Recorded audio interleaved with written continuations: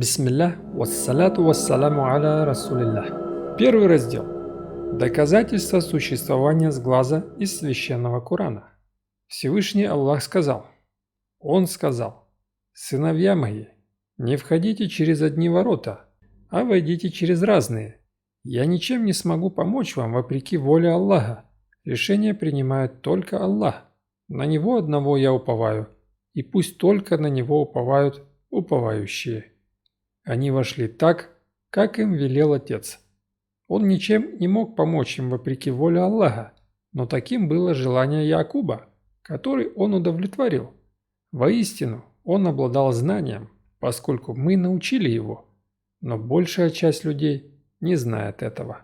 Ибн Кафир сказал, комментируя эти два аята: повествуя о Якубе, Всевышний Аллах сказал, что когда тот отправлял своих сыновей с Беньямином, в Египет, он велел им не входить всем вместе через одни ворота, а войти через разные. Он сказал это так, как опасался сглаза. Все его сыновья отличались красотой и были хорошо сложены, и он боялся, что люди могут сглазить их, ведь сглаз – это истина.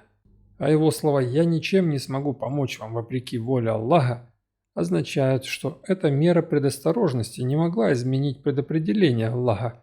Поистину нет для решения Аллаха препятствий. Они вошли так, как им велел Отец. Он ничем не мог помочь им вопреки воле Аллаха. Но таким было желание Якуба, которое он удовлетворил. Ученые сказали, то есть не мог защитить их от сглаза. Всевышний Аллах сказал: «Воистину неверующие взирают на тебя так, что готовы сдвинуть тебя с места своими взглядами, когда они слышат напоминания и говорят: поистине он одержимый». Ибн Кафир передает, что Ибн Аббас и Муджахид сказали: «готовы сдвинуть тебя с места», то есть пронзают тебя своими взглядами, желая сглазить тебя, потому что они завидуют тебе и ненавидят тебя. И им удалось бы это, если бы не забота Аллаха и его защита.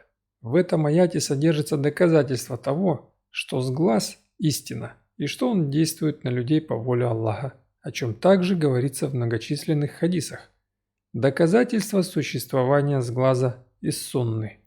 Абу Хурейра передает, что посланник Аллаха, саллаллаху алейхи вассалям, сказал: «Сглаз – истина».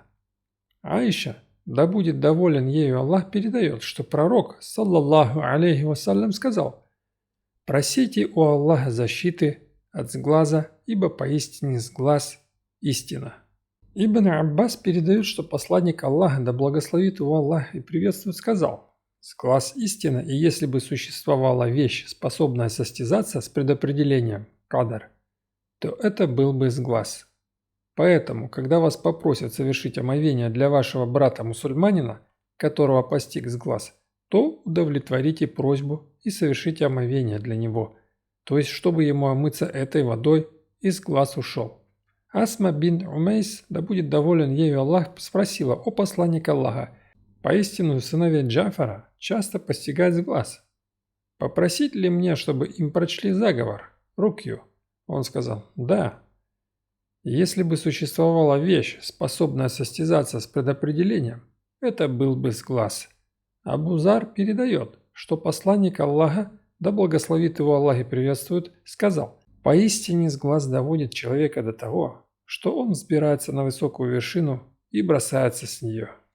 Джабер передает, что посланник Аллаха, да благословит его Аллах и приветствует, сказал: «Сглаз приводит человека в могилу, а верблюда в котел». Смысл связанного в том, что сглаз поражает человека и становится причиной его смерти, после чего он попадает в могилу, и поражает верблюда, и когда тот находится при смерти. Его режут и затем готовят в котле. Джабер передает, что пророк, да благословит его Аллах и приветствует, сказал: «Большинство из тех, кто умрет из моей общины, после предопределения Аллаха, умрут от сглаза». Анас ибн Малик передает, посланник Аллаха, да благословит его Аллах и приветствует, разрешил читать рукью от сглаза, укусов ядовитых животных, змея, скорпион и так далее, и язв, появляющихся на боках. Саляма, да будет доволен ею Аллах, передает, что посланник Аллаха, саллаллаху алейхи вассалям, сказал девушке, находящейся в ее доме, на лице которой было темное пятно: «У нее сглаз. Попросите прочитать ей заговор, рукью.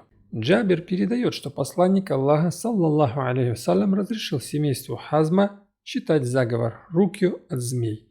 И что он сказал Асме бин Умейс: «Отчего тела сыновей брата мои такие худые? Их постигла нужда?» Она сказала: «Нет, однако их легко поражает с глаз». Тогда он сказал: «Читаем заговор, рукью». Он показал ей одну рукью и сказал: «Читаем ее». Высказывания ученых относительно того, что сглаз действительно существует. Ибн Кафир сказал: то, что сглаз по воле Аллаха поражает и имеет определенные последствия, истина. Ибн Хаджар сказал: основой сглаза является взгляд, восхищенный с примесью зависти, человека со скверной натурой, причиняющий вред тому, на кого он смотрит. Ибн Аль-Асир сказал: говорят, человека поразил сглаз, если на него посмотрел враг или завистник, и это подействовало на него, вызвав болезнь. Ибн Каим сказал: некоторые люди, чьи знания и разум весьма ограничены, считают сглаз несуществующим. Они сказали: это всего лишь плод воображения, и на самом деле его нет. Это одни из самых невежественных людей относительно текстов, откровения и недалеких умом. Они отделены от истины плотной завесой, обладают наиболее грубой натурой, и у них очень мало познаний относительно духов и душ, их качеств, деяний и воздействия на других. Умные и здравомыслящие представители человечества, вне зависимости от нации и вероисповедания, не отрицают сглаз, хотя они и разошлись во мнениях относительно его природы и воздействия. Затем он сказал: нет сомнения в том, что Аллах заложил в тела и души разные силы и особенности, и разумный человек не может отрицать способность души влиять на тело, поскольку это влияние видно невооруженным глазом. Например, мы видим, как краснеет лицо человека, когда на него бросает взгляд тот, кого он стесняется, или бледнеет, когда на него смотрит тот, кого он боится. Мы видим, как некоторые заболевают от взгляда или теряют силы. Все это происходит при посредничестве душ, но из-за связи глаз с душой это воздействие приписывают глазам. На самом деле влияние оказывают не глаза, а душа. Души людей отличаются по силе, природе, особенностям и способностям. Так, душа завистника причиняет явный вред тому, кому он завидует. Поэтому Аллах повелел своему пророку, да благословит его Аллах и приветствует, просить у него защиты от зла завистника. И ни один нормальный человек не сомневается в том, что завистник причиняет вред тому, кому он завидует, и что зависть – основа действия сглаза. Ведь скверная завистливая душа имеет скверную природу, воздействующую на того, кому этот человек завидует. Он подобен ядовитой змее, яд сокрыт у нее внутри, но когда она встретит врага, она преисполняется гневом и может оказывать воздействие на людей. Воздействие может произойти через заговор по телефону и тому подобное, или при встрече, или через взгляд, или когда душа завистника устремляется к тому, кому он завидует, или через мольбу, или заклинание, или через воображение, или представление. Воздействие души человека, от которого исходит сглаз, не обязательно оказывается посредством взгляда. Такой человек может быть даже слепым, но когда ему опишут какую-то вещь, его душа воздействует на нее. Воздействие подобно стрелам, исходящим из его души. Иногда они попадают в цель, а иногда нет. Если цель ничем не защищена, они поражают ее, а в противном случае им это не удается, и они не могут нанести вред. А может случиться и так, что стрелы вернутся к своему хозяину. Сглаз начинается с восхищения чем-то или кем-то. Затем проявляется скверная натура этого человека, и он, глядя на то, что привело его в восхищение посредством этого взгляда, посылает ему свой яд. Человек может сглазить самого себя, и он может сглазить кого-то непроизвольно. Различие между сглазом и завистью. Завистник – понятие более широкое, чем человек, от которого исходит сглаз. Последний – это человек, завидующий особым образом. Каждый, от кого исходит сглаз, является завистником, но не от каждого завистника исходит сглаз. Поэтому в суре «Рассвет» упоминается защита от завистника, и если мусульманин попросил защиты от завистника, то в это понятие входит и каждый, от кого исходит с глаз.